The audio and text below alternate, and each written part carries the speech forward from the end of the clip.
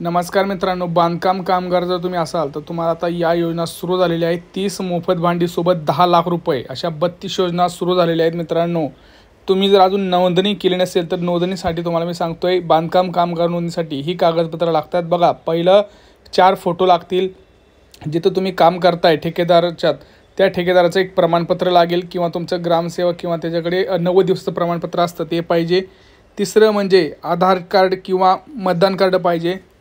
पुढचं म्हणजे ration card Xerox आणि पुढचं बँक पासबुक। तुम्हाला तर माहिती आहे मित्रांनो, बांधकाम कामगार योजनेमध्ये तुम्हाला 1 रुपयात मोफत 30 प्रकारची भांडी मिळतात। परंतु आता जे मोफत बांधकाम कामगार आपले जे मित्रमंडळ आहेत त्यांना आता जवळपास 10 ते 12 लाख रुपये वेगवेगळ्या योजनेअंतर्गत मिळत आहेत। आता त्या योजना कोणत्या आहेत मी तुम्हाला एक एक करून सांगतोय।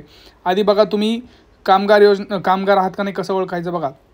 जर तुम्ही काम करतात एखाद्या इमारतीच्या ह्याच्यामध्ये खुदाईपासून ते पूर्ण इमारत बांधण्यापर्यंत तुम्ही कामगार आहात असं समजायचं। उदाहरणार्थ तुम्ही खुदाई करताय, सेंटरिंगचं काम करताय, गवंडी काम करताय, फिटिंग फरशी इलेक्ट्रिक काम करताय, पेंटिंग कामगार करताय, फर्निचर आहे, सुतार आहे, फॅब्रिकेटर्स आहेत, वेल्डिंग आहे, सर्व असंघटित कामगारासाठी। म्हणजे तुम्ही कुठं एखाद्या प्रकारचं चौक असू तिथं जाऊन तुम्ही उभा राहताय आणि तुम्ही दररोज कामासाठी जाताय, तर अशा प्रकारे तुम्ही सगळेजण बांधकाम कामगाराचा फॉर्म भरू शकता। आता तुम्हाला मी सांगतो बघा, कोणकोणत्या योजनाचा लाभ तुम्हाला मिळतो बघा। बांधकाम कामगारास स्वतःसाठी लागणारं साहित्यासाठी 5,000 रुपये 3 वर्षातून एकदा मिळतात, त्याला काय स्वतःचा खर्च असेल तो। बांधकाम कामगाराच्या स्वतःच्या पहिल्या विवाहासाठी त्याचं जर लग्न करायचं असेल तर 30,000 रुपये, त्याला पत्नीस 2 अपत्यापर्यंत 20,000 रुपये आणि कामगारच्या मुलीच्या विवाहासाठी बघा 51,000 रुपये हे तिथं सरकार देत आहे कुठल्या वेगवेगळ्या योजनेतून। तर बघा, ह्या पहिल्या अजून तुम्हाला मी पुढे सांगतोय, लिस्ट आहे, खूप मोठी लिस्ट आहे मित्रांनो। व्हिडिओ शेवटपर्यंत पहा आणि जे आपले मित्र आहेत, ज्यांचे तुम्हाला माहिती आहे मित्र असतील, मित्रांचे पप्पा असतील, मैत्रिणींचे पप्पा असतील, तर त्यांना हे व्हिडिओ शेअर करा की या वेगवेगळ्या योजनेतून वेगवेगळे पैसे जे आहेत ते भरपूर मोठ्या प्रमाणात सरकार हे तुम्हाला देत आहे, पण तुमच्यापर्यंत ही माहिती येत नसल्या कारणानं तुम्हाला ह्या योजनेचा लाभ हा घेता येत नाही। बघा, आता आपण पुढे बघणार आहोत काय काय मिळत आहे बघा, व्यवस्थित व्हिडिओ पाहूयात। बघा, बांधकाम कामगाराच्या 2 पाल्यास प्रतिवर्षी बघा 1ली ते 7वी 2,500 रुपये प्रत्येक वर्षाला भेटतात। जर तुम्ही 8वी ते 10वी असाल तर 5,000 रुपये, 11वी किंवा 12वीमध्ये शिकत असाल तर प्रत्येक वर्षाला 10,000 रुपये मिळतात। आणि जर तुम्ही ग्रॅज्युएशन शिकत आहात तर 20,000 आणि त्यासाठी तुम्हाला अभियांत्रिकी म्हणजे इंजिनिअरिंग जर करत असाल तर तुम्हाला 60,000 रुपये आणि मेडिकलमध्ये जर शिकत असाल तर 1 लाख रुपये हे तुम्हाला मिळतं मित्रांनो। एका मुलीच्या जन्मानंतर कुटुंब नियोजनाची शस्त्रक्रिया केल्यास मुलीच्या नावे 18 वर्षापर्यंत प्रत्येकी 1 लाख रुपये मुदत बंद ठेव ही सुद्धा सरकार तिथं या योजनेअंतर्गत जमा करतं। लक्षात ठेवा, MSc-ITचं शिक्षण घेण्यासाठी शुल्काची परिपक्वता व इतर हे सगळं तुम्हाला काही द्यायची गरज नाही।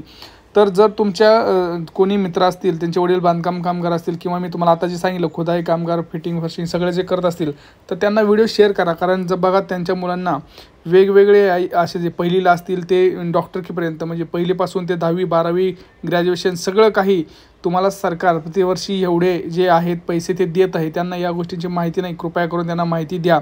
बघा, पुढे जर आपण बघितलं तर एका बांधकाम कामगाराच्या कुटुंबाच्या गंभीर आजार जर झाला असेल कोणाला तर उपचारासाठी त्यांना 1 लाख रुपयांचं अर्थसहाय्य सरकार करत आहे। बांधकाम कामगारास व्यसनमुक्तीसाठी 6,000 रुपये दिलं जातं। बांधकाम कामगारास जर अपंगत्व आलं तर त्याला 2 लाख रुपये मिळतात आणि जर बांधकाम कामगार मृत्यू झाला त्याच्या अंत्यविधीसाठी 10,000 रुपये तिथं मिळतात।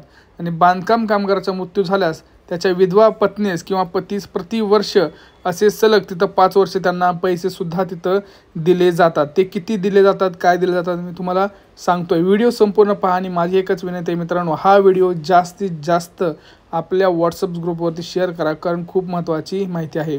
बघा, जर सलग 5 वर्ष त्यांना 24,000 रुपये प्रत्येक वर्षाला, जर मृत्यू झाला कामाच्या ठिकाणी तर 5 वर्ष त्यांना 24,000 रुपये दिले जातात। कामगाराचा कामावर मृत्यू झालास तर 5 लाख रुपये इन्स्टंट तिथं दिले देण्यात येतात। आणि घर बांधण्यासाठी 4,50,000 रुपये केंद्र शासनाचे त्याच्यात आणि 2 लाख केंद्र शासनाचे आणि कल्याणकारी मंडळाचे 2.5 लाख असे मिळून 4.5 लाख रुपये त्यांना घर बांधण्यासाठी दिले जातात। आणि नोंदणी बांधकाम कामगारांना महात्मा ज्योतिराव फुले जन आरोग्य योजनासुद्धा चालू होती, ज्याची त्यांना काही टेन्शन घ्यायची नाही। म्हणून सांगतोय, बांधकाम कामगार म्हणून नोंदणी केल्यानंतर आपण यावरील सर्व योजनांचा लाभ घेऊ शकता।